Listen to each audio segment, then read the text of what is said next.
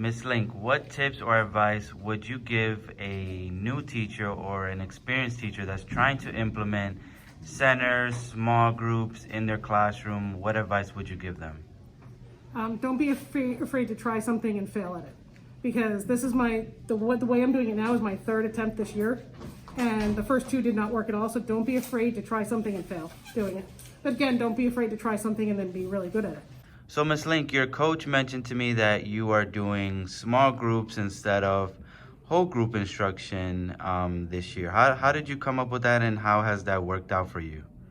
Well, I did it last year with math only, and I started doing it last year because I had a lot of students that whenever I would do the whole group as a whole group would just kind of either fall asleep because they were bored and they didn't understand it, Okay, so that's the or way I did. they'd get the glazed look in their eyes like they had no idea what I was talking about. Individual jumps, which is fine. So I did it I in did math it in last two year and it big worked out jumps. really, really well. So I figured that this year I would try it with ELA too and see how it worked, because I So, feel like what especially number with did the I end up remote on learners, it's really hard to handle 8. remote and in person at the same time. So I figured if I broke the class into small groups and did the whole group instruction as small groups, it would be a lot easier to interact individually with both groups of kids. Miss Lopez, how do you implement centers and small groups effectively in middle school? Well, that's a challenge for sure. However, there's always a way. In the new normal that we are building, first of all, you need to know your students' data. You need to read that data all over, up and down, so you can start identifying your students like the palm of your hand.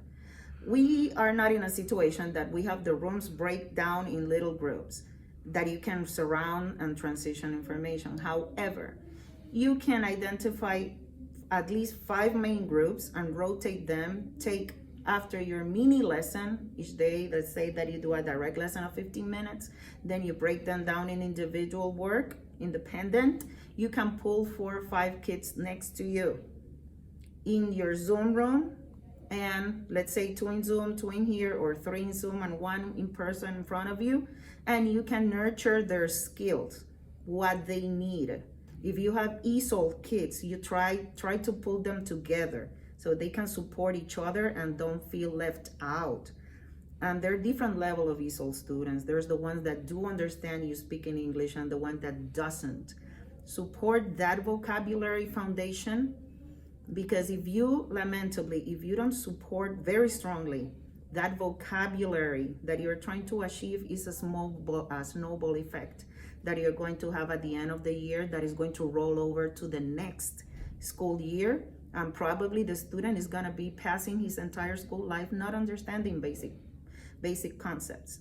So my lowest 25, what I do the first and second quarter of school is just support basic vocabulary that they're going to be using their entire life.